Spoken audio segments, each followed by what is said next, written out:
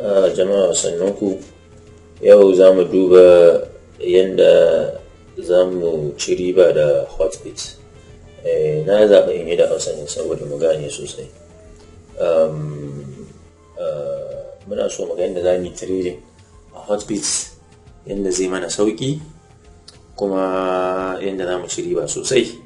Idan a lokacin da suka ce za su yi listinin wani coin zuwa wata rana, to idan ka duba coin din inda aka ba da shi a matsayin signal, muka ba da shi a matsayin signal, to wannan abin da zan yi yau irin shi za ka je kai. To kaga idan ka haka shi zai taimaka maka wurin rashin faduwa. Na so abu biyu ne, za ka iya siya a wani exchange ko irin su wannan Trust Wallet ko wani wuri, ko kuma a shi hotbit din. Idan ka siya a wani wuri, lokaci sai ka dawo da shi hotbit. Idan ka dawo da shi hotbit, sai ka sayar a daidai lokacin da ya je saman da kake so. Amma kuma shi ma a hotbit din za ka iya siya. To bari mu fara da na hotbit din. Yanzu alal misali, sai ka ce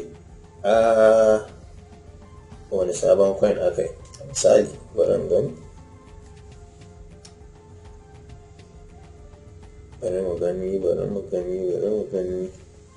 an zaɓi mai ɗan ƙaramin kuɗi.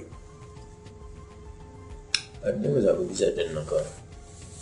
Kaga wannan abin da nake magana, za ka siye shi a wuraren nan, yana ƙasan nan, in yi saman nan ka saya. Within minti 1, 2, 3 wani lokaci minti 5, 6 ka gama ka yi kuɗinka. To wa'innan kuma su ne order book ga history. So in ka je buy, yanzu sai mu ce an yi listening. To ana listening za ka zo buy. To abin da nake so ka gane shi ne a nan ɗanwa. Haka yanzu na sa maka 100%, na danna mai confirm. Bari ku gane zuba, kun gan shi a cikin order list. Sai ya yi taking time kafin ya yi. To yanzu na yi canceling. Zai yi taking time kafin ya yi. To ta yaya za ka same shi? In ma sell ɗin ne in kana da su, shi ma haka sai ya yi taking time. To ta yaya za ka same shi a kan gaba kana dannawa? To shi ne za ka yi amfani da wannan abin na gefe, wannan abubuwan da wannan.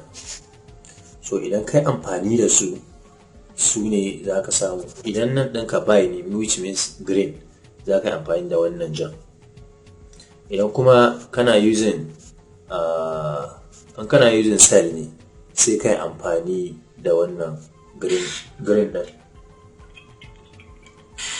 To yanzu ta yaya za ka same shi a daidai kan gaba kamar yadda na ce? To kun ga wannan list ɗin orders ne da ake filin. Idan ya kawo ƙarshe an gama filin, so dole sai ka yi abin da jiki. Dole sai ka sa jiki ka yi abin. Wannan value sai ka kira shi, sai ka sa shi a wurin. So yanzu a wurin farkon nan, tunda we are buying, yanzu za mu yi amfani da na farkon can. Amma dai kun ga ya cika gaskiya. In ya cika ba dole ba ne ya yi, saboda an riga an cika order. So yanzu in na mai haka na ce I want it 100%, na yi. Kun ga order submitted, kun gan shi baya cikin order list, ba komai a wurin gaba ɗaya. Saboda me? Ya riga ya tafi. Yanzu in na shiga cikin abin nan ɗina, ya ma sunan shi? Ya ma sunan abin nan? BZZ ko?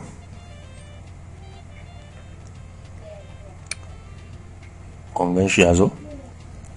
To haka ma idan sayarwa za ka yi, idan ka je sell, idan ka ce kawai you just press this a yanda yake, ka ce mai confirm, a nan zai zo ya tsaya ma. Kun ga inda zai tsaya ma? A nan zai zo ya tsaya ma. To wancan kuma kun san muna harka akan sauri ne. To shi yasa shi ma anan yanzu sai ka yi using me na ce, wannan green part din. In sell ne green part, in buy ne red part. So yanzu me na farko a green part din, shi za ka yi using 358.1469. 100% zan sayar bye bye.